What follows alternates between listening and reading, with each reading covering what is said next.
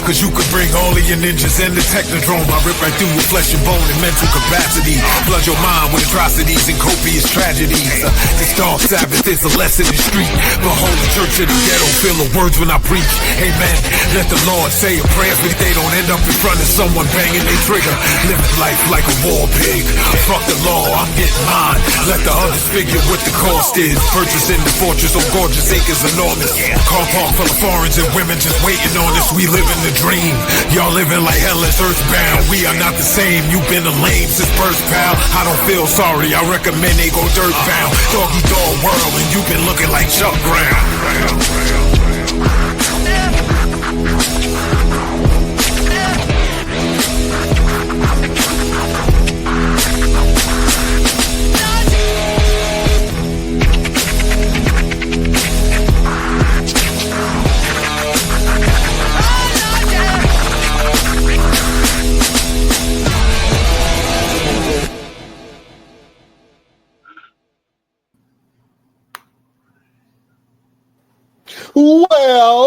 Well, beautiful people, best damn nation. It is Wednesday, and you know what time it is. It is the Best Damn Wrestling Podcast. My name is Brian Renegade, and with me, I have the best damn crew. First of all, it's smelling tasty in this bitch. We got the chef of all chefs back in the building, the king of Flavortown, the one and only Chef Showtime. What's happening, Chef? What's good? What's good? How you guys doing today? Oh man, we good now that you're here, Chef. How you feeling, my brother? Top shape, getting ready. Oh man, I can see it, boy. You done lost all your jaws. You ain't got no more jaw meat.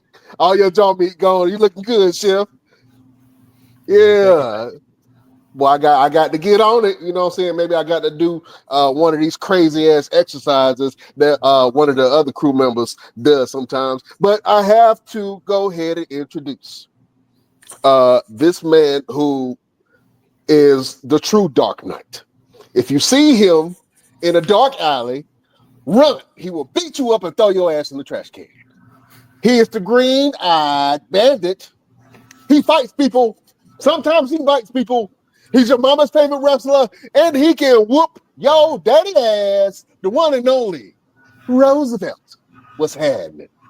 Yo, what's going on? Hey, man, you know what's happening? It's snowing out here, and I don't like it. It's cold. It's freezing. I can't walk down the street because I'm afraid I'm going to bust my ass. When you get to that age where you bust your ass out there on the street, you ain't getting back up and you ain't going nowhere else for the rest of the day. So, what's going on, B. Ryan? How you feeling today? Oh, man, I'm excited and I'm blessed and highly favored, but I'm so excited because it is Brutality Day.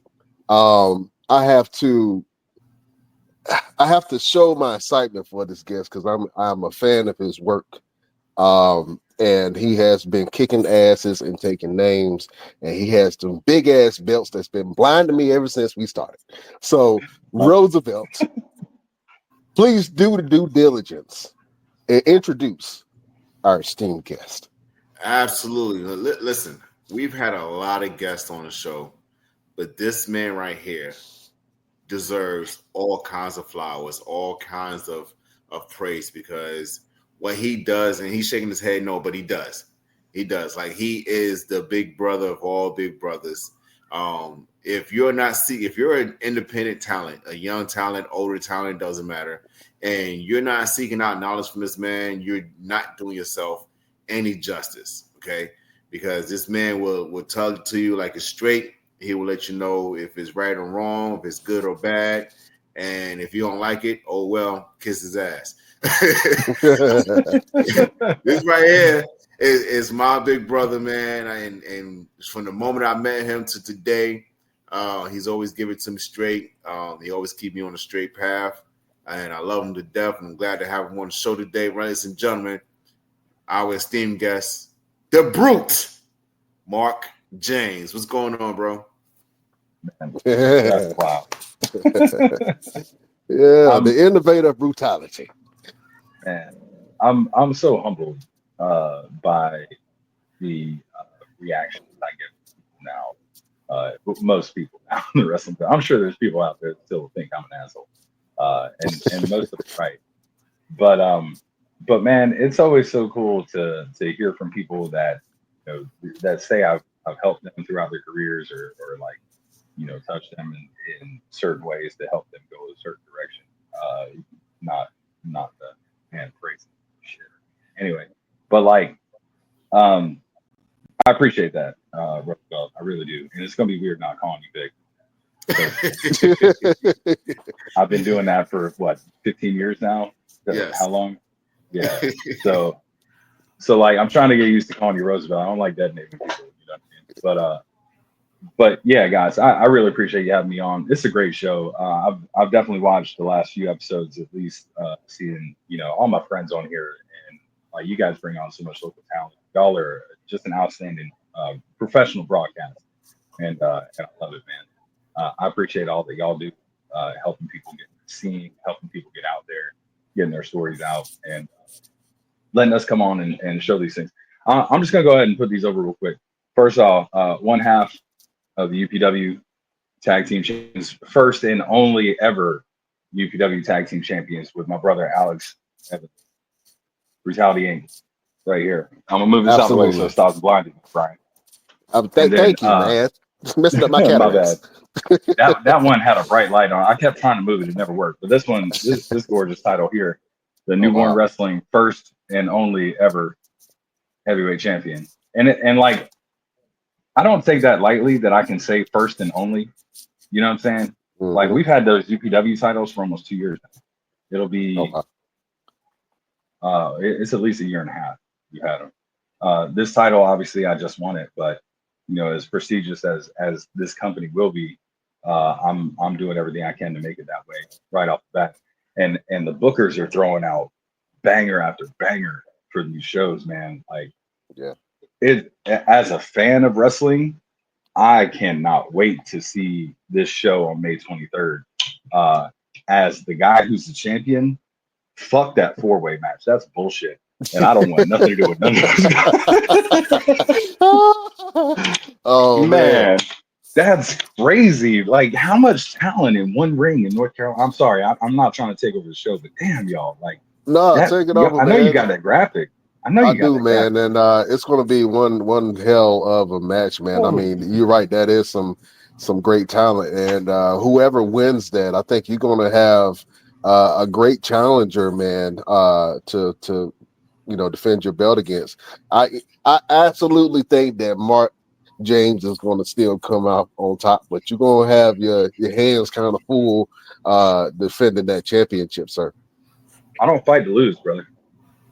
I don't care who's in the ring. I don't fight to lose. You know what I'm saying? Yeah. So like, however I got to do it, I'm going to win. I've been doing this for 25 years now. I started in September of 2001. I was sleeping on a guy's couch after my house got raided because they thought we were selling drugs. Right. So I got kicked out of my place, had to move into a dude's house, and the guys there were training to be professional wrestlers. Okay. And I'm just going to throw this out there because I've already been on the show and you've already asked me these questions, but I want to quick review for everybody without do you think? So that's how I started. I started with these dudes named Vinny Vane and Bax out in Greenville, North Carolina. Actually, out in Winterville, we went out to this dude Walter's house and bumped on this old ass wooden ring that this dude put together in his backyard that had a fucking 4x6 in the middle of it, that, like this high off the ground, and every time you bumped, you felt like you were about to break it. So after about 2 of those, I broke that thing out. But it was outside, man, and we're doing this stuff. It's you can say it's backyard wrestling. These guys were training. I didn't know they were only 2 years in. You know what I'm saying? Like I didn't know they didn't have time in this business. They told me they knew what they were doing. They were willing to train me, so I jumped in and got in what I could get in. You know what I'm saying? Right. Like sometimes you just got to do what you need to until you can do what you have to. Yeah. Right. Absolutely.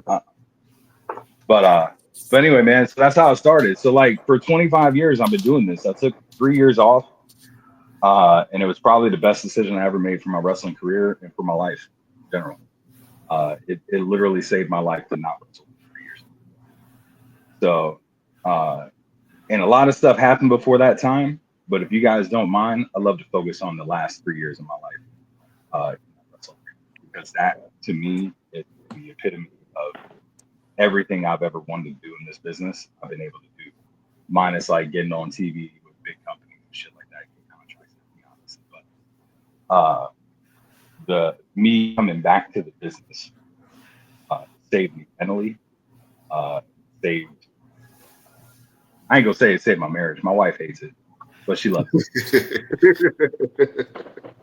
You know what I'm saying? But just to have this therapy and this outlet, and then to come back and be so well received from guys like you, Roosevelt, who are veterans now in this business. Like, man, you got trainees. Wow, like you got Will Huckabee got trainees. Joe Black's got a whole tribe of people, like a pantheon now. You know what I'm saying? With incredible talent like O'Shea Edwards, who's part of that lineage, man. And Trayvon Ali now, the youngest, to be part of that lineage. Jackson Drake is in that. Tim is in that. You know what I'm saying? Like, I don't take none of this lightly. TDT, the guy I had to beat for this title, is one of the baddest motherfuckers in this. Man, I'll keep telling him. But TDT is one of the baddest dudes in this area, period. Like, in the state. And I got lucky to beat him. But just because it was lucky don't mean I didn't earn it. Right. You know what I'm saying? And that don't mean when I get into the ring with Jackson Drake, which is another guy we'll talk about here in a little bit, which is another bucket list match.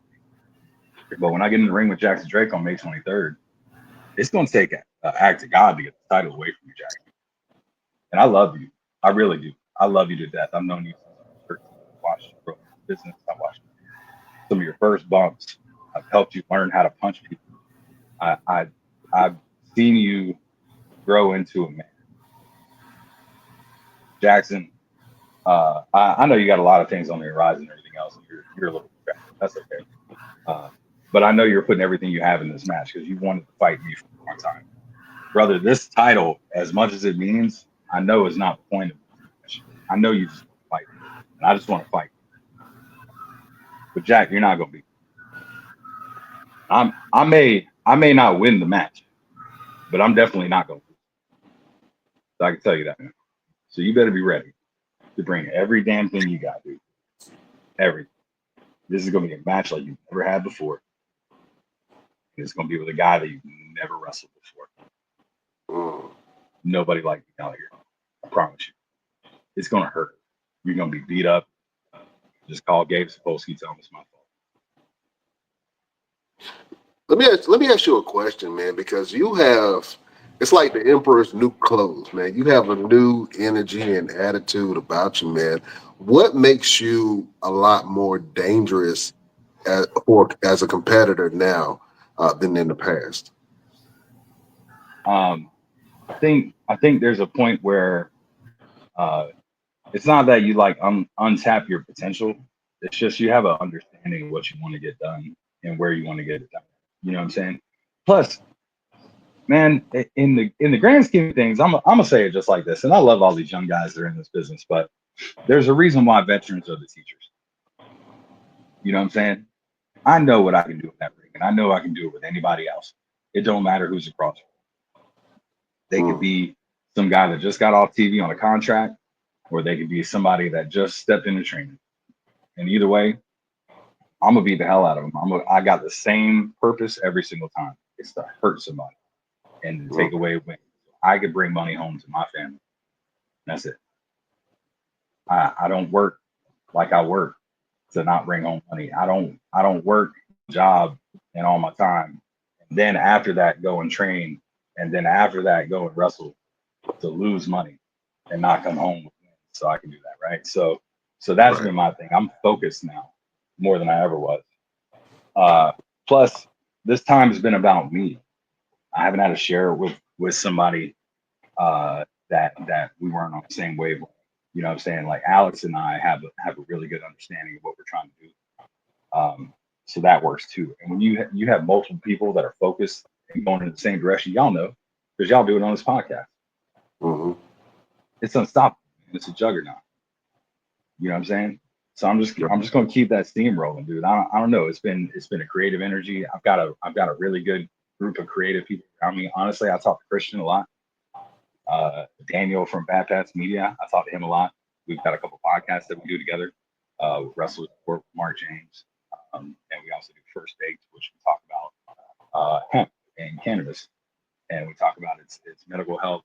Actually, right after this, we've got to interview a guy from Classic City Hemp out in Bard, North Carolina, and they're also down in Georgia, and it's one of our sponsors for the show.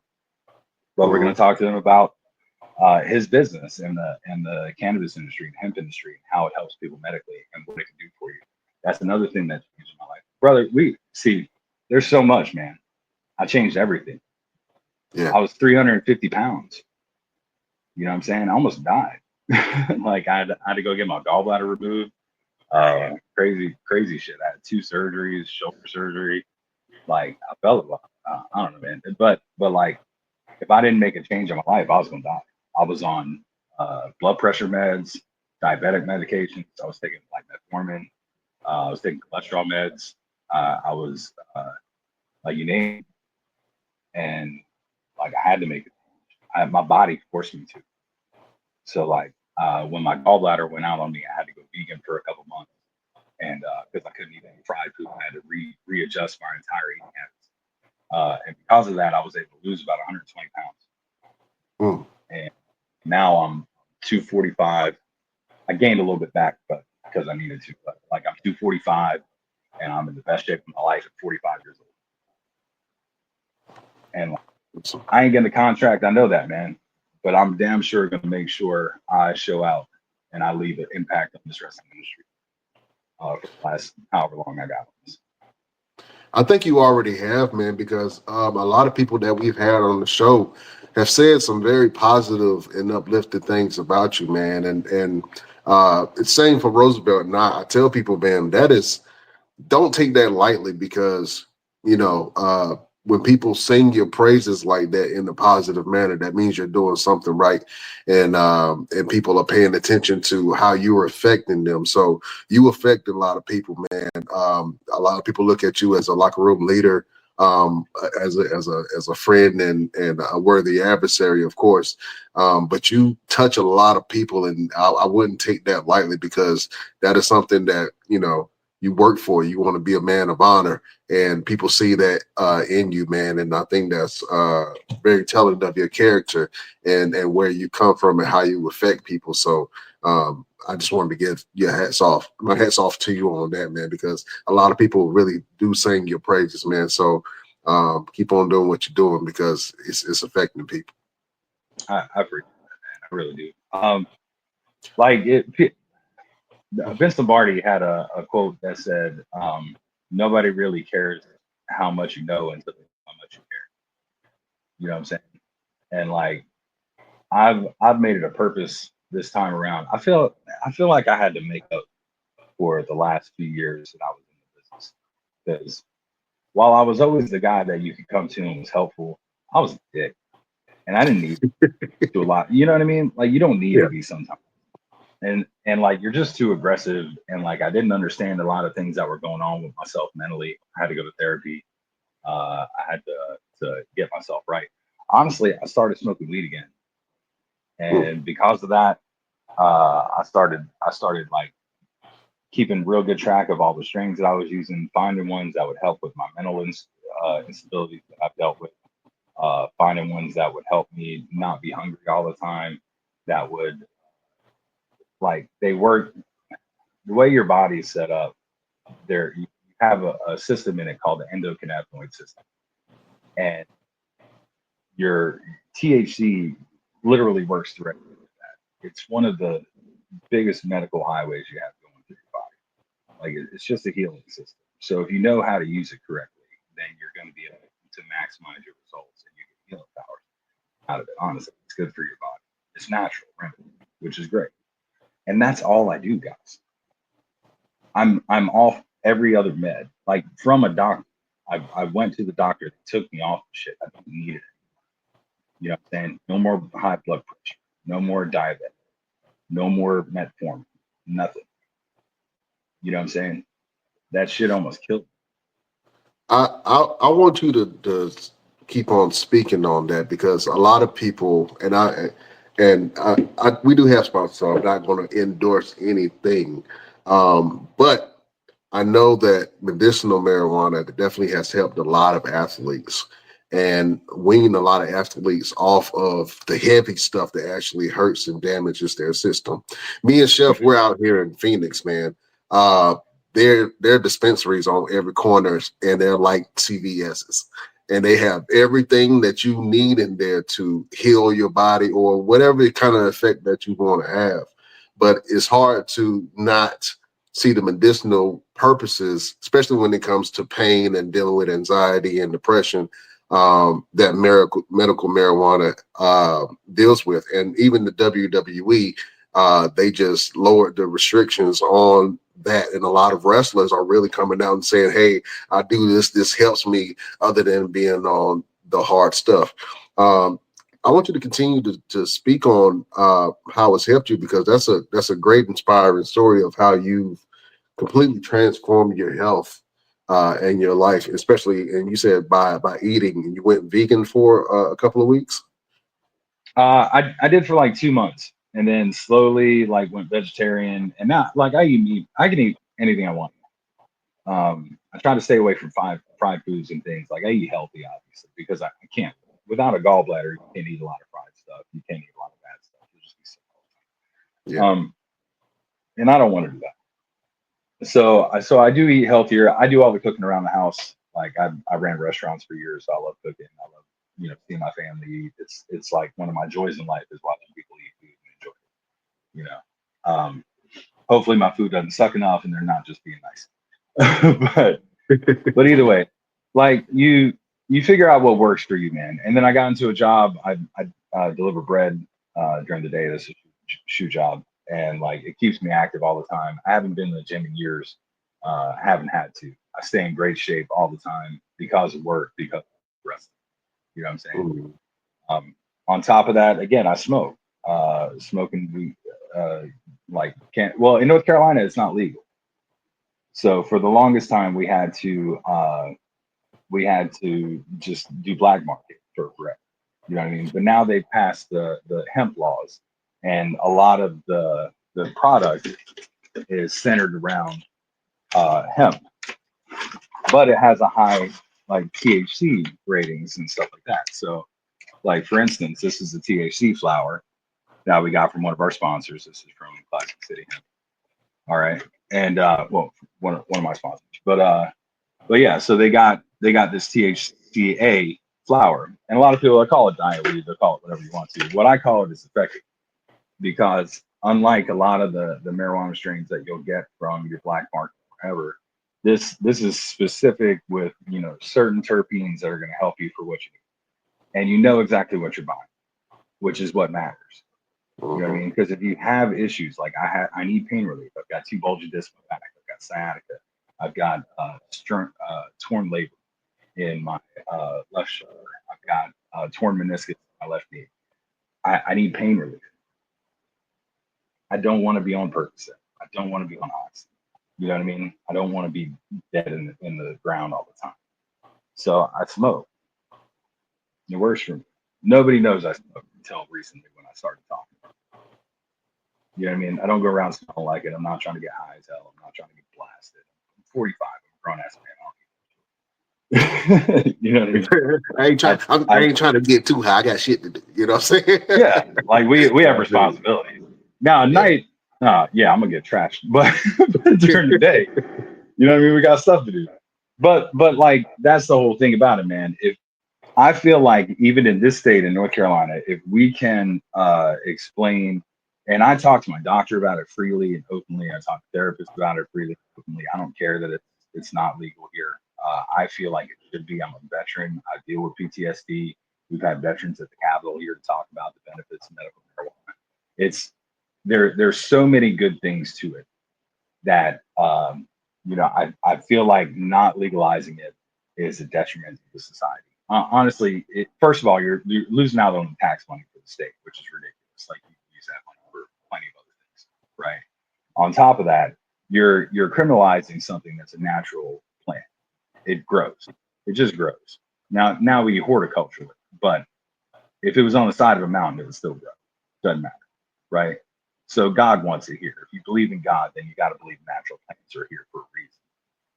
Okay. From that, you have the ability to go out there. You're not worried about getting laced product. You're not worried about getting crap with fentanyl on it. You're not getting crap with like opioids and shit like that.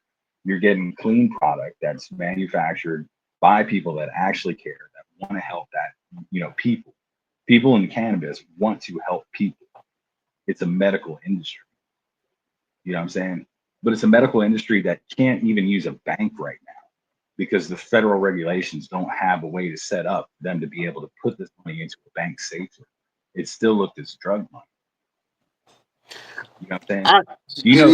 Federally they can raid any of those dispensaries in Phoenix anytime they want to and take all their product. Legal. And it's a legal product there. Mm-hmm. These are issues in our federal government. These are things that take away like medical needs for our community, on top of the other shit that they're doing in the government right now.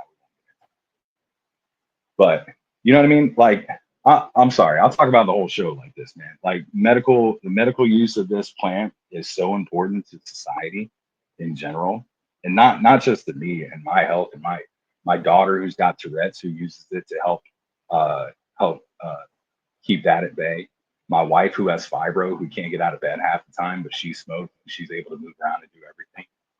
You know what I'm saying? Both of them with ADHD. Like all this centers, none of us take meds. And it settles us. My daughter's in college right now. She's going for criminal psychology and forensics. She's going to be a lab person out there. She speaks like 4 languages. This doesn't slow you down.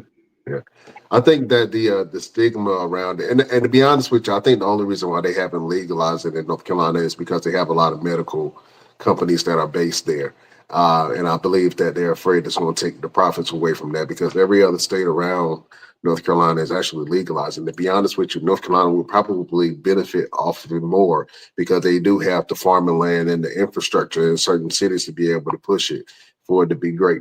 But I guarantee you when they do legalize it, it's going to be a cash grab. And then the people who have the highest price are going to be able to put in. And then the people who are trying to get into the business are going to struggle to try to get into the whole industry. You know what I'm saying? But I think that the relationship between athletes and marijuana use has been misconstrued throughout the years. And you can see advocates and wrestling advocates like Rob Van Dam who are talking about it and the uses of it. And then matter of fact, let's talk about some wrestlers who are legendary smokers, man. Give me your top 3 wrestlers who are legendary smokers. Oh God. Man, everybody smoked back in the 70s and 80s. You know what I mean? Like they were all on everything, man. The guys were doing coke in the locker room. Guys were like, it was rock and roll, bro. Nowadays, I guess the main smokers, Godfather's always the guy people talk about nowadays. That's a big smoker.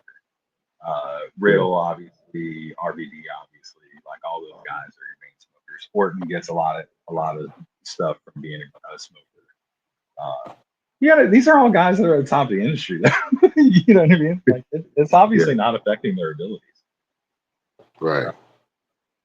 I don't know, man. Those are the biggest ones I can think of currently. Like, new guy, everybody's like I don't know anybody in the business that doesn't really smoke. Honestly, like I know a couple of obviously, but like every single locker room we go into, everybody's talking about somebody's got a. There's always something going on. You know what I mean? Like usually after match. You know, it's still part of the routine. Part of the Yeah. It definitely wasn't when I was here before. That was one of the weird things I got back into. Like there were guys that smoked, but like I think I came back to Lance Luke's benefit like rumble that we did in Burlington, and like that show I went in the locker room there, which was outside, and everybody was Everybody was in the back getting high off the show. It was the best environment, dude. It was such a good time. Like everybody's getting along, having fun. It was like a big family reunion. I hadn't seen a lot of these guys in a couple of years, so it's really cool. It was good to be back. Well, if you ever go into business for yourself and you come out with a strain or a product that can be able to help somebody, we'll help you push it. You know what I'm saying? The brutality strain, we got you. Okay. You let me far enough into this industry. Like I said, we're talking to growers now. We talked to Daniel had a great idea with this first bake concept, and we really just started doing reviews for products. Just talked about how it made us feel and what it could do people, how it tasted, stuff like that, and just doing unboxings. And now, like, it was, I guess, him and Roberto just kind of hanging out, talking junk, and then I got thrown in. But now we really want to find out more about the industry. We want to take it from show funny all the time to something that's going to educate people about cannabis usage, marijuana and all that stuff, what it can actually do for you. And I think it's going to be something that's real helpful. Obviously, we're going to have some fun too, but we want to be something informative for people in that space. And I don't know that there's a lot of people, at least around here in North Carolina, that knows about it. Like, I studied this stuff, man. I listen to their podcast called Science. It has like 2 PhD scientists that literally study back to. Oh, look. Yeah, it's really cool stuff, man. Love it. Boy, Alexander, I think we just found our new merch table sale. Oh yeah, I guarantee you they'll sell at the on the merch tables. Yeah, go ahead and get you some Mark James bombs. Yeah. Brother, I'm telling you though, if I can get a strain, oh brother, it'd be a great day. Real quick, talk about the moniker the Brute. And where that came from? Because ever since I've known you, always been a brute. Even with the tag team, the Brutes, and I'm gonna say something else, but after you explain the Brute, where did it come from? It came from all right. Jimmy and I needed a name for the tag team, and at the time, I was just I left the Sticks gimmick that I was doing. I was doing Mark James. I didn't really have like a direction for it. I was kind of doing like the Master Malice at the time. And then that was that moniker I used for a bit. And then Jimmy was doing like New Age Jimmy Parker, like that. And we came together on the tag thing and we needed a name. I was up at like, I think 11 o'clock at night. We keep shooting names back and forth together. And we're watching The Princess Bride, which is literally one of my favorite.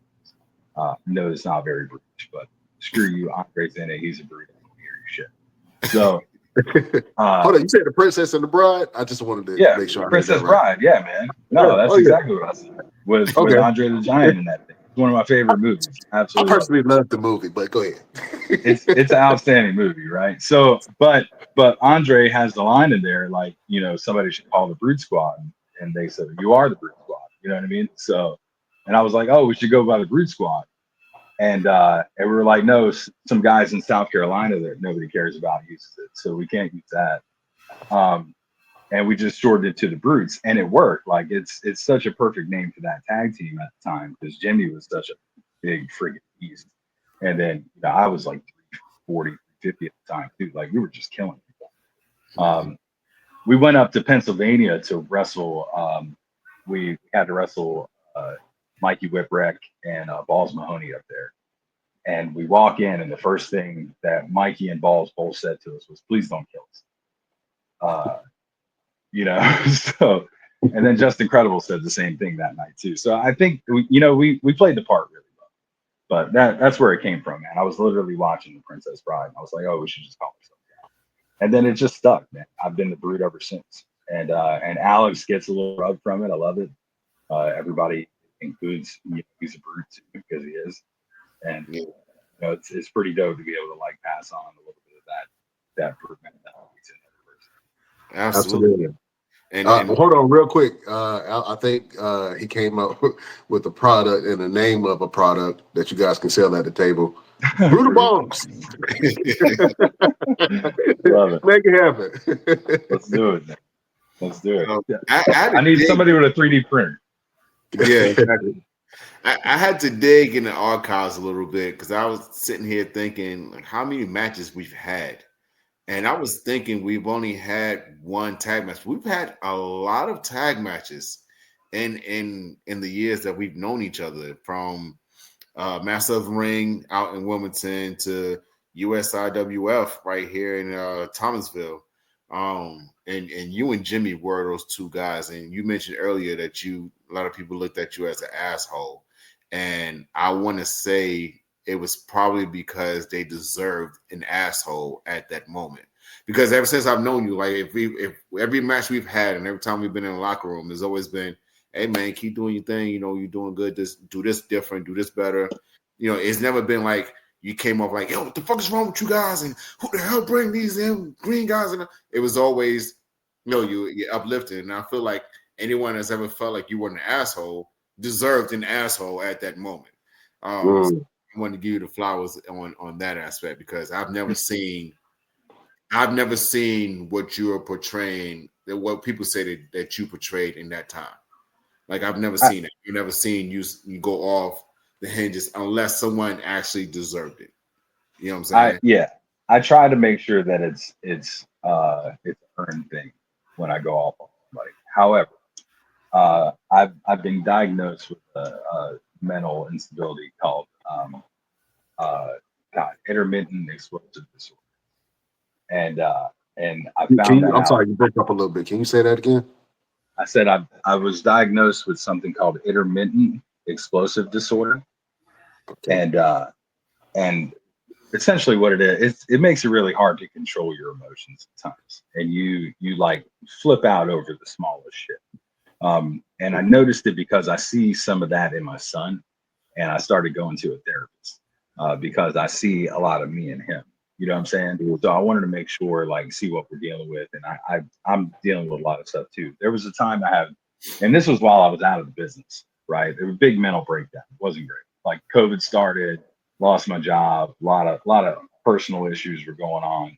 So like, it was a rough time. Anyway, so I started going to a therapist, and I'm trying to figure out why I can't keep my cool in any situation. Like, obviously, stress pushes you over the edge, but there's something else that, like, my entire life, I've always been on a thin line with a lot of things. You know what I mean? Like, I'll just snap in a fucking heartbeat ever since I was a kid. So I had to figure out what was going on. And that's where we came out to. So I started taking this stuff called venlafaxine. Obviously, I'm not doing that anymore because the great American health system changed my ability to go to that doctor anymore. And then it took me out of a place where I could get that medicine for like 2 years, which is great. Like, it just priced me out of the entire market. And that's awesome to do with a guy that needs it, you know. So that's another reason why I started smoking, because it controls that. And I don't have outbursts like that, which is amazing, you know. But like, anyway, so yeah, there are a lot of guys that probably out there deserved a lot of the shit that I gave them throughout their careers. There's a lot of guys that did. Mm-hmm. And I've tried to talk to a lot of those people, as many of them as I could still care to talk to, and tell them that, you know, like, sure, the situation was something that probably I was right to say to you, but the way I said it to you was wrong, and I apologize. Because I don't think I was. I think the biggest difference, man, and again, I'm sorry I talk so much, but I feel like that's why you have me here. But like, I think the biggest difference was, before I got out of the business, I was trying to beat it in people's heads. Like, this is the business. What the fuck are you doing? Like, you guys are screwing this up. And I was that veteran. And that's when I was like, no, I need to leave, because I'm not helping people. And I don't belong in this locker room right now. Like, I literally was sitting in a locker room one day down in Fayetteville, North Carolina. I had to wrestle Ethan Case. I was super excited to wrestle him. And first time, never.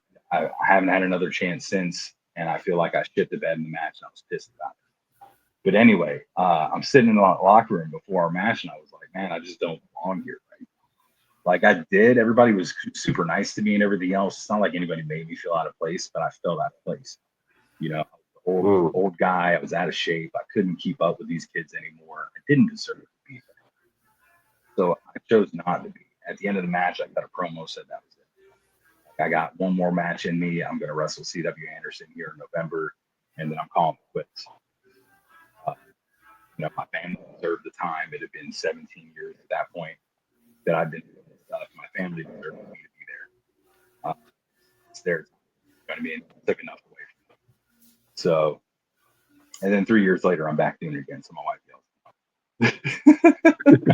So it's like, oh, just 3 years. That's all we get. No, it was tough to find the balance. I think I've got it now. Not perfect, but in a good spot where I'm not trying to do this every weekend. I love what I do. I love quality over quantity. I love that every match that I have is a fucking great match. Working with outstanding talent each time, and I can go out there and really show off what I'm capable of, which is something I don't feel like I could do back with Jimmy. Nothing against him. I just feel like we got used to put a lot of people in good places and not ourselves. So I feel like people are using me to do that with people, but in a way that helps me too now, and I appreciate that. I'm not beating it in people's heads anymore. I think I figured out better ways to communicate with a lot of these people, especially with a lot of the kids. But I'm still harsh, man. Like we were training the other day, and I was talking to somebody about how they look the spot, and I could tell I was getting to them because you could see it in their eyes. You know what I mean? They're like, damn kids, sometimes. Like it's not that you were doing it that wrong. It's just, man, you got to do it better. But yeah, man, it's just that different thing. Plus, like, I'm around Firestar all the time now, as much as I can be. And I figured out, like last week, I was there like 3 times. That hardly ever happens. I'm usually there maybe once a week, once every other week. But I'm trying to be there once every 1 or 2 times a week now. We're working with the beginner class up there, which got a lot of great talent in it for people who've only been doing this 2-3 weeks. Pretty impressive. And I'm working with literally one of the best trainers in the East Coast, probably in the country, with the Broncos. The guy's outstanding. So like that's helped me light a fire. I've got all these young kids that I'm with all the time, and they, they're talking me up and everything else, trying to get me to do stupid stuff. But do a 450 splash, right? I screwed up and did the moonsault at the last newborn show. Now I'm stuck. Like now I was, oh shit, you could do a moonsault. I saw that. That was impressive. Super impressive. You got to, sometimes you got to pull something out. Nobody expected it, so you got to do it. You know what I mean? Yeah. And then my leg was messed up for 6 weeks. So. But just tell but like, you'd be good. Right? Yeah. But that's why stuff like this means so much to me, man. I had one with Extreme Shock Wrestling too. I had their heavyweight title. I was their first heavyweight champion. They had an Eastern States one for years, but they never had a true heavyweight champion. I was the inception for that. I had the NWA Continental Championship when it got brought back out of retirement. I was the first guy to get that back from NWA Worldwide Wrestling. That was with Vinny's promotion. It's always really cool if somebody puts that much faith in you, and that they feel like you can go out there. And I talked to Christian for days after this. Like, man, you want to put me in this match? You were the booker. Like, you're sure that's the right call? Because there's so many guys out there who deserve it. And I don't want to be the 45-year-old that's taking somebody's spot. That's not what I'm here for. I'm here to help people get higher than me in this business. You know what I'm saying? But like, when it comes down to the time that I feel like I'm just taking somebody's spot and I didn't earn it, and I'm gonna walk away. And not that time's right here, but I feel like it's starting to get closer and closer. And not that I can't perform, but if I do go out, I'd rather go out at the best I can possibly be and have the matches that I want to have, and not feel like I did in 2017, where I was a fat slob that couldn't do it and was pissed off at myself every time I got in that ring. You know what I'm saying? I'm not going to wait for that again. So I'm thinking about it. It could be end of this year. It could be next year. Who knows, man? It all depends on when the time is right. But you know, it's the tour's winded down, man. That brutality tour's got to come to an end at some point. I thought that was the continued career. Brutality forever. Real quick, I got Yeah. a quick question. We had a segment on the show one time where we talked about almost like a passing of the choice. Like if this was your last match, who was your last opponent? You know, we talked about Rey Mysterio possibly having Dominic Mysterio being his last match. John Cena is talking about having his last match being me. If this was if you had one last match in you and you had to go out on that Shield, who is the one that is taking the brute Mark James out? Realistically, or like pie in the sky goal?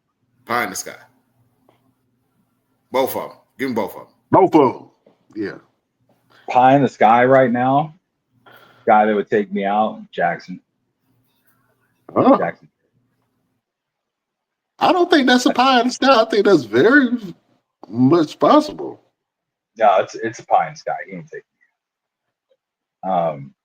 But I feel like if I could have a guy to have my last match right now, I'm pretty close with him.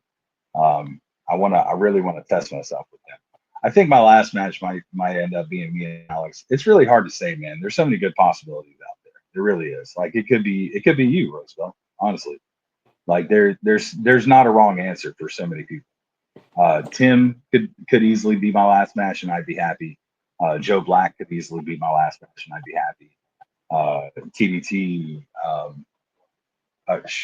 man, there's so many guys right now. Manny Lowe, I've still yet to wrestle him. That would be awesome. I'd love to have that match. LeBron Kozan would be a hell of a match to have. God, younger kids, man. I love to work with a guy like Hunter Rainer. I think he's a beast. I think he's a guy you got to keep an eye on here soon. CJ Evans is another killer. I wrestled him 3 years ago. We could wrestle again tomorrow, and it would be a million times better. He's improved so much. I've improved so much since that time. Man, God, that's hard.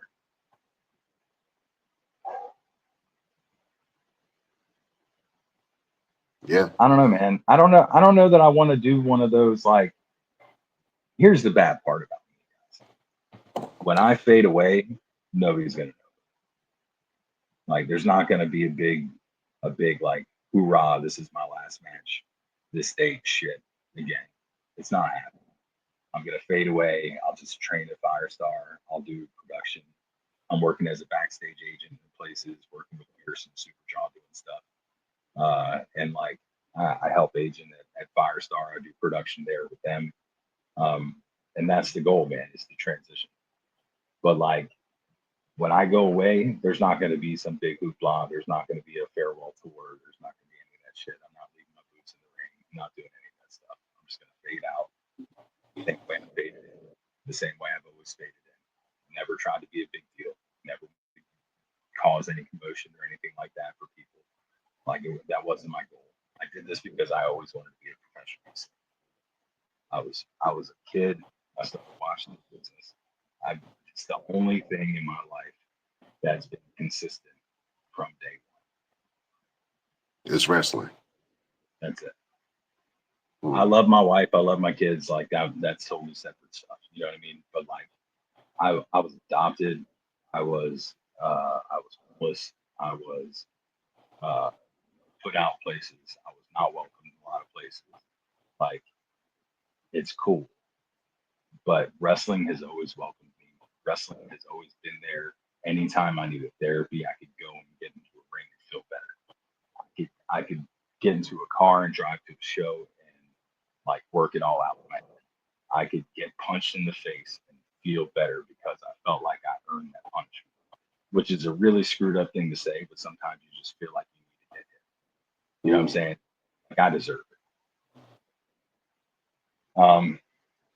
But wrestling has always been since Hulk Hogan and the Iron Sheik and the birth of Hulkamania, as shitty as that guy is. You know what I'm saying? Like but I was a huge Hulkamaniac as a kid. I grew up saying my prayers, my vitamins, all that crap. And like, it's always been wrestling. When I was in the Marine Corps in California, I was 3,000 miles away from anybody I ever knew. You know what I'm saying? But I still had wrestling. I was comfortable. Every time I could turn on that TV, I could be comfortable with people that I knew, people that I've watched for years, that I grew up and saw their character change in front of my eyes, and grew to love them, and grew to love their families and their tag partners and their enemies and everything else. It's the best stories that have ever been written in the world. Wrestling is the ultimate renaissance.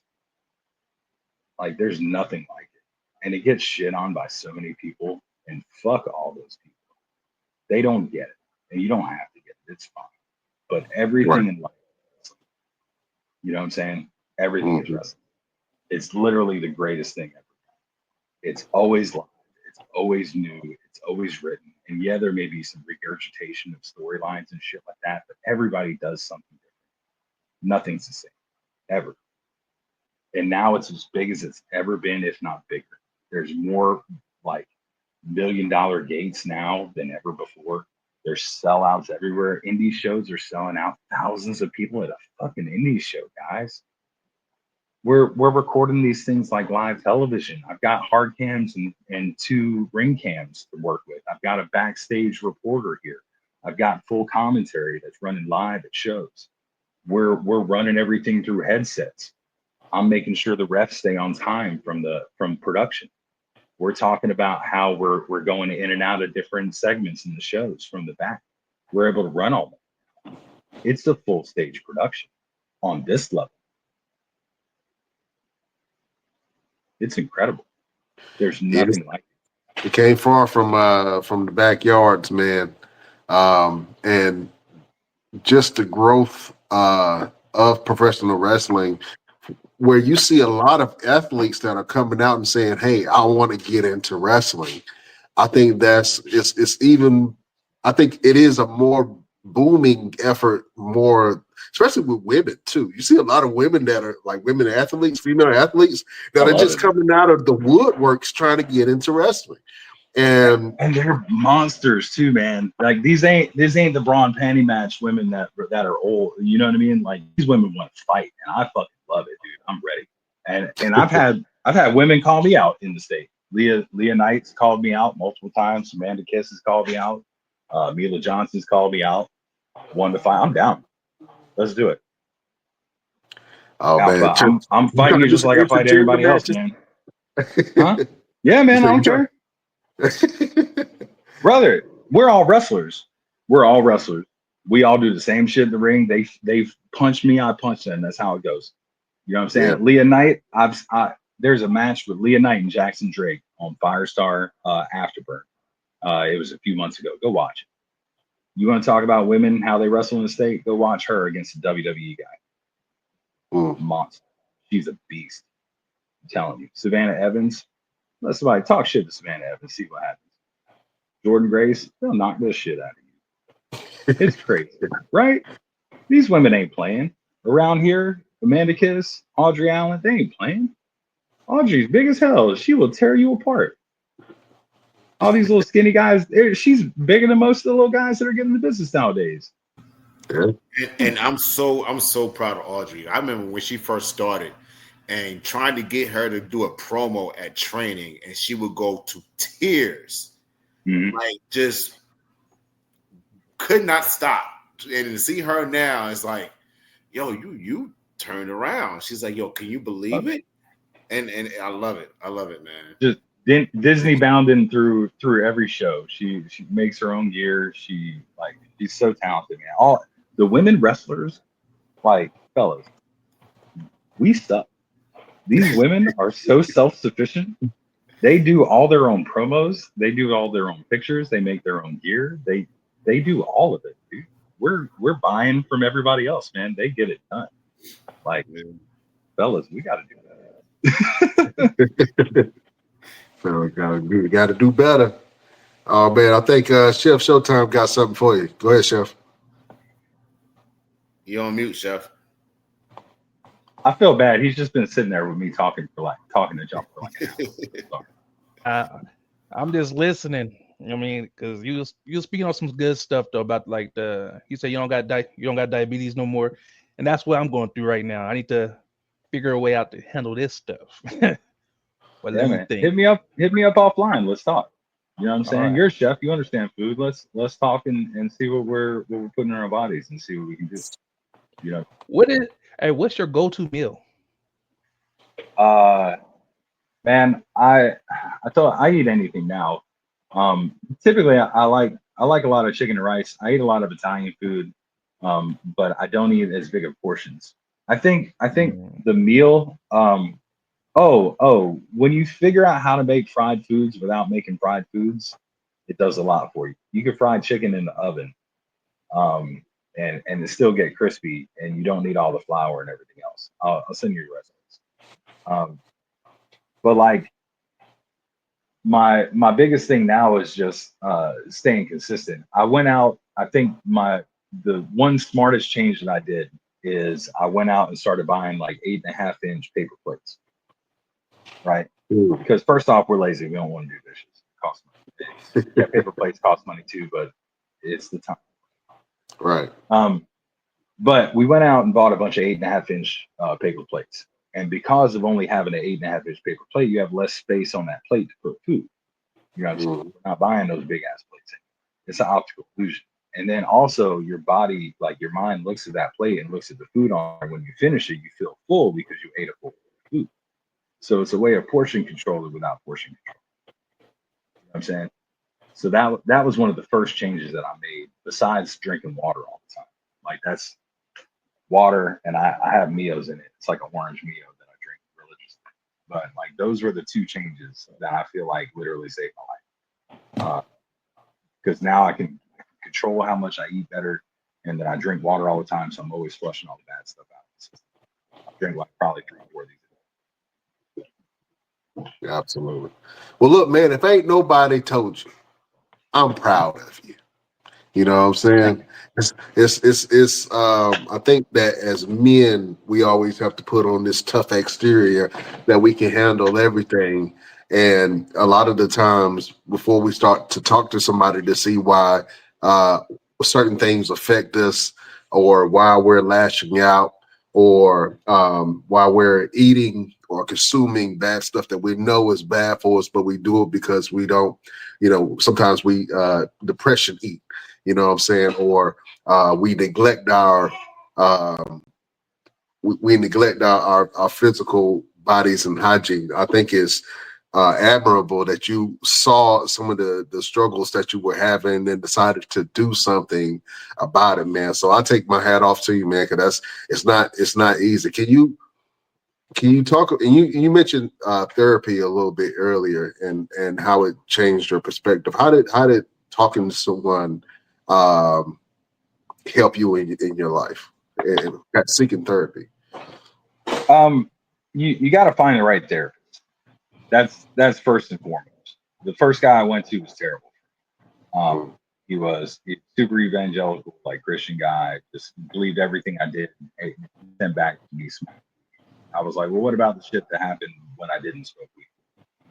You know, it was still going on then. So like, that's not the issue. yeah. But like, that's the first part of it. You got to find somebody you're comfortable talking to. Secondly, like I I'm a very analytical person. I found out that I don't do well with therapists, unfortunately, because and it's not that I feel like I'm being judged or anything like that. There's part of that. I just like I can't explain the things that are going on in my head to people, and unfortunately, like I'm really analytical. So like when I was a kid, I wanted to be a psychologist anyway. I started studying that kind of stuff, and so I'm in a lot how the brain works and a lot of things. And um, what happened was for me, like it wasn't exactly the therapist. I had to talk to my wife differently. My wife and I turned each other's therapist. That's really what, you know what I'm saying? We had to talk to each other differently. And when we started talking to each other differently, you started seeing changes. Because not only could we hold each other accountable to the things that we said we were going to do for each other and for ourselves, is we could directly impact each other when we were having episodes. I couldn't get that with a therapist. therapist. You know what I'm saying? Like, I couldn't go up to the therapist after I jumped out of the car at a dude at a stoplight, pissed off because he brake checked me 3 times while he was watching Rick and Morty and just fucking on himself. But I couldn't call my therapist that day. I had to wait like 3 days later to go talk to him. At that point, I'm already past it. I've already analyzed the situation. I've already thought about why I shouldn't have gotten out of the car. Although he did bring up a good point of like, what if the guy had a gun or something? I didn't think about the time. But like, I thought about why I shouldn't have gotten out of the car. I also thought about why I shouldn't have chased him back to Pop where it worked out. And you know what I mean? Like, I had anger issues. But my wife can, because she sees me in those moments, you know what I mean, or she sees me at those times, and she can calm me down and she can calm me through. So like, it's not only being able to talk to anyone at all. You got to have somebody in your circle that actually cares, actually gives a shit about you. Not a lot of people have that sometimes. Like, you have people that say you're there for you, but when it's really that, you know, when you really need it, there's few and far between. You know what I mean? We all got one that we can rely on. You know what I'm saying? My wife is my ride or die. She's here with me no matter what. It's been 15 years we've been together. I ain't like this. I don't know how it happened. Somehow, like, we started talking, and 6 months later we're in a relationship. I don't know what happened in between that time, but we were there. We were walking down the beach one night, and I'm looking up, and I'm like, how the hell did this happen? Like, what happened? We're literally in a relationship now. Anyway, so like, but 15 years since then, man, she's been my rock. She's been the person I've been able to talk to. She's been the person that's helped make me the most sense of everything that's going on, including wrestling. Honestly, she's my best source for anything wrestling, because y'all think I'm a brutal guy talking to people about how stuff is. This girl has been in the locker room since she was a baby. Her family was in the business back in the day. All these people think my wife is just some random person that I met somewhere. No, man, she's been in the business longer than I have. You know, and like, she's watched all this stuff. She watched her family on the Indies for years. She's watched me for 15 years doing this. Good, bad, and ugly. A lot of it. Yeah. She hears me complain about everything that happens in the business. If you think your wife doesn't know wrestling, and for any wrestlers that think wives out there don't know wrestling, you're fucking stupid. You're stupid. They know this business better than we do. They watch everything. They see it all. They see all the drama. They see all the people talking behind people's backs. They hear all the stuff from the other wrestlers, because all the women talk to each other about everything we all talk about. You know what I'm saying? Like, the women don't miss nothing. Treat your wife right. Take time at home. Be with your family some. You know what I'm saying? You only get one life. I'm sorry. I'll save all that for the end. Well, let me ask you a question. And you just mentioned that your wife kind of grew up in the business. Was she a little apprehensive at first when you guys met, and she knew you was a wrestler? Was she driven to dating a wrestler? Or was she like, I don't want to deal with wrestlers? All right. So I was at Power Pro Wrestling at the time. I was going through divorce and all that. We were already separated, and like, I was sleeping at this dude's house. But I would go up to Sanford and wrestle all the time, and she knew this guy Juan Carlos, and would come down to shows with him hanging out. I thought they would evidently. Well, there was one night that me and Tito Rain had this deal where he picked me up. He turned on me, hung me with a rope, like a bull rope over the top rope in the ring. But before he did all that, he picked me up for a spine buster, and I went down and tore my MCL because my leg was. I didn't go to the doctor. I didn't go to the hospital. I went to Andy's, which is now like Highway 66 or something like that. But like the steak place. Yeah. Andy's like steak and cheese. Yeah, steak and cheese place. Yeah.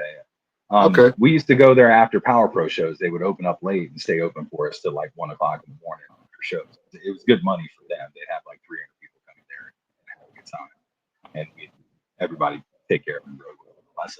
Well, anyway, I'm walking up there with a limp, and she looks at me. She's like, "Okay, Superman, don't you think you should go to the doctor?" And I'm like, "Yeah, I'm good, man. Don't worry about it." And like, she was just a smart ass to me from day one. You know what I'm saying? And then we just started hanging out. We started talking. We talked on Twitter a lot. And And like I was talking to a couple of the girls at the time, and they just kind of faded away. And her and I just kept talking and just hanging out and stuff. And I told her the whole time, like, I'm not into a relationship. I'm just going through a divorce. Like, I got issues going on there. I'm still doing bullshit. I'm not married. Like, I don't need drama. You know what I'm saying? I don't need any more. And I had been in that relationship for 9 years. So there's, you know, I felt like I could go out and throw some wild oats, shit like that, make up the lost time. Right? Well, I did for a little bit, but she's just grounded me, man. And Reed, she's kept coming down and hanging out in Fayetteville, and like she see me at shows. And man, at the time, all I was doing, because I was like so stupid over the divorce and like what all was going on, and myself up for it, feeling smart and stuff on. I was just drinking all the time, like just in a terrible mood and terrible state. I didn't care. Like I just wanted to. I felt like I needed to punish myself for screwing up my marriage and screwing up everything that's going on with that thing. But she was always there, man. She never left. She made sure, like the nights that were bad, like she was around. I could talk to her on the phone. I needed to get out of there and move back into my mom's house and stuff. She helped me pack and get my stuff. You know what I mean? It was just never left. She's always been that rock.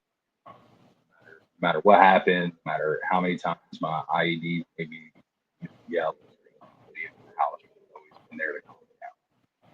So I wouldn't be me without her. She's the best thing that's ever happened. I tell myself, I love her. I tell her, and I love her. You know, I want her to know that at least somebody thinks she's gorgeous. Oh, that's beautiful. I'm over here getting watery eyed, boy. struck a nerve, boy. Trying to tell you. But it's great that you have the support system that you do, man. And I think when you do decide to step away from the wrestling business, I know that she's going to be there to support your transition to the next phase of life that you have, which is beautiful, man. She can't wait, man. She's trying to get me out of as fast as possible. No, I'm just kidding. She totally isn't, man. She talks a lot of shit about wrestling and everything else, but she loves it just as much as I do. And she supports the hell out of me with this. Like she wants me to do everything I want to do. Like she pushes me to go to training more often. She pushes me to like do really well in booking. She's the first person to tell me whether I did bad or good in the ring or what I can improve on. She cares more than I appreciate it. I just appreciate her. She don't get enough credit as a mom and as a person, as my wife. Like I love her. She's the best thing that's ever happened. Boy, that's how you put her over. That's how you put her over. Oh man. Listen, you got a new show that you have been doing, and I've been checking it out, and there's some great stuff, man. It's called Wrestler's Court, and you are the judge, jury, and executioner, Mark James, Judge Mark James. Talk about that real quick. The Wrestling Court, and then in the show, man. Put it over. So Wrestler's Court is on the Bad Pants Media Network. We do show. It's sporadic, man. It's whenever we have a case. But if you've got a problem with somebody in the wrestling industry, if did your tag partner turn on you? Did your manager put you in a match that you didn't want to do? Were you mistakenly put into a handicap match? Did someone? If they did, take them to court. Reach out to Bad Pants Media. Reach out to me. Let's get it set up. You sue them for damages for taking you out of your position in that wrestling company. It's time to help. We've had 2 cases so far. The Allens versus the Allens. We had Robert Stephen Mason took Justin Kindred Allen to court for the Wrestling Evolution contract. It was a championship contract that they had that they said was supposed to be theirs. And he won the match. He was supposed to give it to him, and he didn't. So we had to go to court over that. Justin ended up keeping that title contract and beat Mason for it here last weekend. Congratulations, Justin Kindred Allen. Great job. Absolutely. And And then we had Amanda Kiss took Drew Hood to court. Drew Hood brought in the law dog, Josh Powers, as his attorney, who's now going to turn into a public defendant on Russell Court. So if anybody comes in and they need a defendant, public defender, we've got Josh Powers for you, law dog, ready. He's watched 3 legal episodes. He's ready. Good to go. Absolutely. But that's it, man. It's a really fun time, man. I worry people take it too serious, but like we just go in there and cut up and have a good time and try and get some characters over. It's really fun. So let us know if you want to come on. Oh man, I think I would like to be on the episode. I want to defend somebody or persecute somebody. I don't give a damn. You know what I'm saying? Maybe I might take Roosevelt ass to wrestle. Yeah. For what? Yeah. Let's do it, man. For what? What did I do? I'll find you too damn pretty. Yeah. You too damn pretty. I'll find it. That's why. Oh man. Well, listen. I want to go ahead and get into it because the last time that you were on this show, it was very interesting because I don't think that Roosevelt actually knew you were going to come on, and you had cut a promo against him, and I think that you guys had a match coming up, and you popped on, and it was a very interesting exchange. That wasn't Roosevelt then; it was Mr. Everything. You know what I'm saying? But Mark James, I want to see if you still got some chops, man. So I want to go ahead and do best damn promos, man, and have you and Roosevelt go against each other in a promo battle. You down for that? Yeah, man, I'm down. Is he starting? It's his home court. We can let him go first. That's fine with me. That's fine with me. All right, home court. You know what I'm saying? Let's make this shit happen. I've been waiting for this all week. Beautiful people, prepare yourself. It's about to get juicy in this bitch. We are going to war.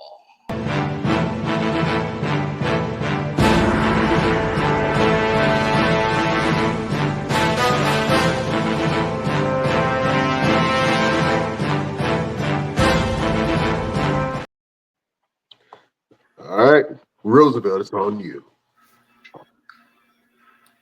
I'm going to be brutally honest with you. In the years that I've known you, I don't think that you are actually tapping into your true potential, Mark. I think that you've held back for so long that you've lost yourself. Somewhere in the shuffle, you've lost who you truly are. You've lost the ability to be a true brute. I have a job, and I'm going to tell you what that job is. My job is to pull that out of you. My job is to make you let it all go. All the heartache, all the pain, all the turmoil, everything that you have been going through in your life. My job is to make you let it all go. Because before you walk away from this, I want everyone in the entire world to know how truly great you are, Mark. But I need you to understand 2 rules for me first. Rule number 1 is I knock dudes out. Rule number 2, don't forget rule number 1. Because my name is Roosevelt. And just like you, I like to fight. Oh, you know what I'm saying? Jab, right cross. You know what I'm saying? Little uppercut. Oh, man. Mark James, what you got, brother? I feel like the guy just put me over instead of did a promo. Okay. Yeah, it was weird. But, you know. Let's go. Go. All right. I'm ready. There you go. Look, Roosevelt, I appreciate how you feel that I've lost my edge. I appreciate that you feel comfortable being around me and thinking that I'm not as brutal as I used to be. But the brute Mark James, if anything, will always be the most brutal person in this industry. And let me give you an example why. Roosevelt, you would not be Roosevelt if it were not for Mark James. And I'm not just saying that as a fictitious statement here. A few years ago, when I first came on this broadcast, you got slammed in the face with a steel cage door. That changed you. That made you a different person. Enough that not only did you feel like you had to change your look to wear a suit and be taken as more of a professional, you had to change your entire name and your entire character. So who really isn't who they used to be? Vic or Roosevelt? Which one are you? Because I've beat the hell out of Vic plenty of times. And I may not have fought Roosevelt yet. But I feel like the ending's still going to be the same. Because I change people when you step in the ring with me, Roosevelt. After that match, you would never be the same again. And I challenge you to one day come after this title. If you want to see how great I can be, and you really want to test how great you are, come fight me. That goes for you. That goes for anybody in this industry. If you want the brute, come get it. If you want some, come get some. Why you got to bring up old shit though? Why you gotta... Hey man, because that's what I do. That's what I change people. I told you I had something to say for Trayvon Ali, right? Yes. Trayvon Ali. Y'all, yeah, everybody wants to talk about how Killer Kross comes out in WWE and he changes people and they're going back to these old characters, right? But nobody's talked about how the fact that everybody I've touched since I've come back to this wrestling industry has changed. They've all become more aggressive. They've all become more important in the business. And they all have that edge now, right? Roosevelt, look at you. Sean Cruz, look at him. Look at Trayvon Ali, right? Look at Alex. Look at Jackson Drake. Ooh. A year ago, Jackson Drake was passed over for WWE. Javon Evans left here and done an amazing job since he's been there. But Jackson didn't know what to do with himself. And I'm going to talk about that for a second because here on May 23rd, we've got a match against each other. And Jackson, as incredible as you are as a wrestler, you still have to face me before you can get out of here. And you know in your head and in your heart of hearts that you were not the same from then until now. And part of that reason is because you joined us in the process. And Jackson, you trust the process now. You understand the process. We all embrace the process. But who taught you that process, Jackson? That was me. And on May 23rd, we finished that lesson. And I so look forward to it. Sorry, I was muted. I'm looking forward too. Yeah.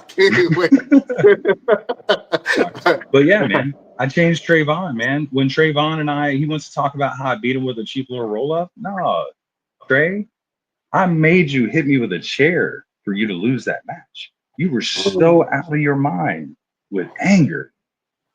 You had to brutalize me to get it out. And now look at you, Trayvon Ali, you got your beads. You don't need to swallow anything but your pride when you fight people. Let's not be the swallow. Let's never say that. Ever. Y'all let him do that too. None of y'all said pause. You let him on your show saying he was the swallower of the inferior. Y'all let him. None of y'all said pause. I was with him. That's your boy. that's your boy. Yeah. Yeah, man. Like I'm down. Let's change the people. I want to do it, and I'm going to do it in the ring, and I'm going to do it outside for a long time. Absolutely, man. This is great. Hold on, I'm getting a little bit of feedback. Yeah, we got it. What happened to Chef? We lost Chef. Yeah, we did lose Chef. He had some connectivity issues, but I and forwarded listen, him that man, deal. this has have been a great interview, and you are always a great interview, man. And I don't think that this is the end of Mark James DeBrute when you do decide to step away. Like I said, your influence is too big, especially in the Carolinas, man. Your influence is really big, man. So I'm excited to see what you end up doing. I would love to see you and Roosevelt maybe in an Iron Man match. Or maybe in a hyperdrive match, you know what I'm saying? Well, you haven't been in the hyperdrive tournament yet, you know what I'm saying? 3 rounds. I think that you and Roosevelt will put on one hell of a battle in the hyperdrive championship match, or just a hyperdrive match in general. But I definitely want to see you guys go in it for the distance in the ring, man. I think that maybe Newborn might be the place to do it. Maybe UPN. Maybe. I don't know. You know what I'm saying? Never know. You never know. Everything is possible, man. I look forward to it. I look forward to Yeah. that. I'd love to. Like I said, I don't know. Like, there's not an exact date that I have in mind or anything like that. But like, you know, I know I need to start kind of hitting the dusty trail a little bit. Like there's so many great young talents out there, and I can help them just as well outside the ring as I can in the ring. And I've learned that from going up to Firestar, working with these young kids, going through training. You know, it's really cool. You see a lot of light bulbs turn on, and you can help a lot of people. And that's the goal. It's always been the goal. Always will be the goal. It's just to help people. And if you think I'm an asshole, you're probably doing something wrong. Like, I'm only a dick to people that are trying to hurt the business. That's it. Or hurt people in the business. I don't want anything to do with any of that stuff. I don't want drama. I'm not trying to bring drama. When I make a Facebook post about something, everybody thinks I'm trying to cause some big uproar. I'm not. I just get tired of seeing dumb shit. You know what I mean? And somebody's got to say something about it. I don't care. Like, I'm not going to lose a booking over it. Nobody's going to not book me off of some opinion that I have. I'm not getting booked to WWE. I'm not going to TNA. I'm not going to AEW. Ring of Honor, that shit. I don't care. Like, they're not going to book me. So I'm going to say what's on my mind. I'm going to tell people how I feel. If you're messing around with kids, I'm going to tell you need to not be at wrestling shows. If you're unsafe, I'm going to tell you need to not be in the ring. Like, I don't have a need to sugarcoat things for people in this, because like, you're not going to kick my ass. So I don't care. Yeah, I think that you, and I will say this, you are fearless when it comes to calling people out on their bullshit. And I've seen you do it to promoters. I've seen you do it to wrestlers. And you are very boisterous in that arena. Being brutally honest. I think you embody the whole brute character, man, just in general. And I think a lot of people respect you for that, because it's not easy to use your voice against injustices or people who are just creeps, man. So, you know, somebody got to do it. It's going to be the brute. You know what I'm saying? Yeah, man. And like, in the grand scheme of things, if you don't like me calling out pedophiles, if you don't like me calling out people that are just morally wrong, if you don't like me calling out people that are bigots, then, you know, I don't care. I don't care. I don't need to work with you. I don't need to be around you. Like, that's not the type of person I want to hang out with. Nothing like that. If you don't care about the people around you, I don't need to be around you. If we're not all trying to make each other better, then I don't want to be with you. You know what I'm saying? Like, it's just unnecessary. If you're hurting people, if you're hurting women, if you're hurting children, I want you thrown under a jail, plain and simple, and I'll help them do it. Like, I just don't care. Like, there's not one part of my body. Like, I could literally, guys, and this is me, like, this is the most serious thing I'll ever say in my life. Okay. If me hating a pedophile and talking shit about one, or me talking about a carny ass promoter that's screwing guys out of money or screwing guys out of experience, if that's what's going to cost me my ability to wrestle in the future, oh fucking God. I don't care. I don't need it. I don't have to.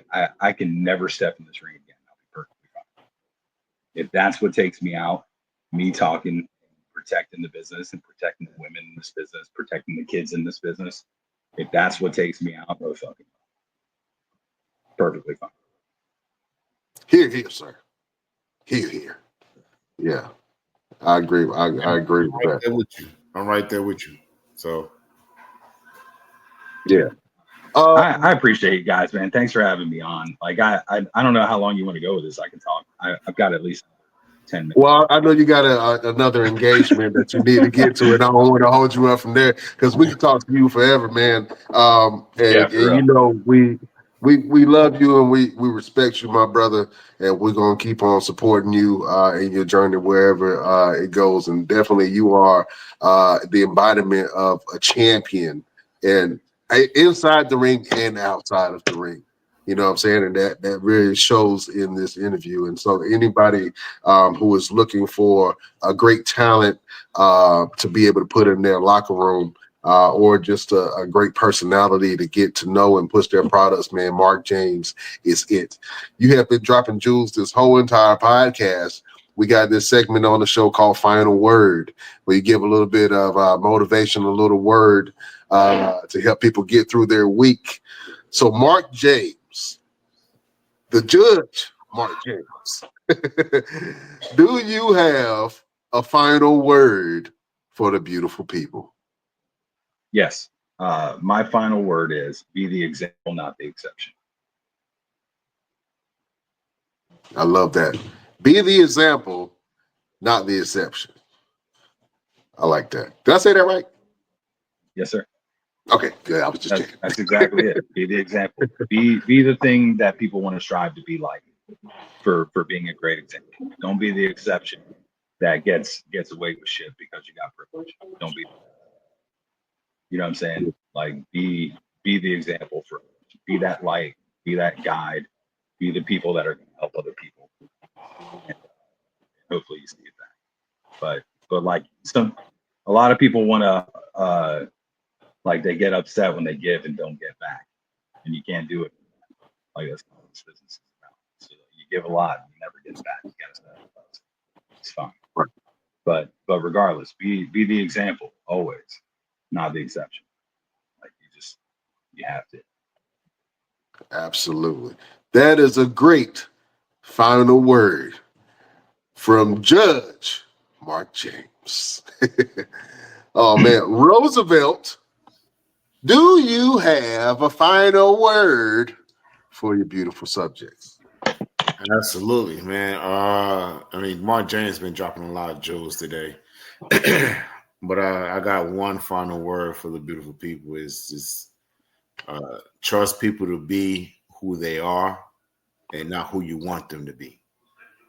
You just got to see people for who they are and not who you want them to be. You know, and I know a lot of people talk about red flags and green flags and all these different things, but sometimes you got to sit back and say, you know what, you are who you are. You're showing me who you are, and it's my responsibility whether I'm going to take it and go with it or I'm going to walk away from it. Simple and plain. That's my final word for the best damn nation. Oh, man. Bravo, sir. That is a great final word from your boy, Roosevelt. I think my final word is, and I'm sitting here and I have a couple of books in front of me, and one of the books that I have in front of me is Barack Obama's book, The Audacity of Hope. You know what I'm saying? So what I'm going to say to the beautiful people is have the audacity to want change in your life. Have the audacity for hope. Have the audacity to be able to stand up for what you believe in. Have the audacity to think that you can be and have a better life than you already have. You know what I'm saying? Be courageous. I'm about to say courageous. That ain't the word. Be courageous. Be vigilant and be strong and have the audacity to want change in your life. Because you can absolutely change anything that you want to in your life for the better. So have the audacity to hope, have the audacity to have strength, have the audacity to want to change things for the better in your life. That is the final word from your boy, Brian Renegade. Oh man, that's brutal proof. I love it. Brutal proof. Absolutely, man. Y'all dropping knowledge, man. This is a great. Y'all are a positive group. Y'all are a group that lifts each other up, and you can tell that you guys are motivated. And I love being around people like that. Y'all get me excited about life. So thank you guys so much for having me on. Thanks for your energy. Thanks for giving me a place to speak for a long time, and y'all being willing to just listen to me ramble. I appreciate all that because I know I talk a lot. So thank you guys so much. That's why we had you on the show, man. We know the brute. Yeah, but man, it's an honor to have you on here, man. And like I say, a lot of people that come on the show rant and rave about you. So I want you to know that you are appreciated in the wrestling business. You are respected in the wrestling business, and we love you, man. You're a great positive force. And a lot of people that call you friend are lucky to have you, man. So thank you for being on here and showing us some love like you does, man. Thank you. Yeah. All right, Mark James, we got to have you do it, man. I want to have you help me in the show. Okay. So I'm going to say we will see you next week on the next best. I'm going to point to you, and I want you to say damn. The only way that Mark James can say damn. You know what I'm saying? Bring out that inner Ron Simmons. I want a brutal damn from the brutal man. All right? You ready? I got you. Let's do it. Beautiful people, best damnation. We will see you next week on the next best. Damn. Woo, shit. Yeah. Wrestling podcast. I think I farted.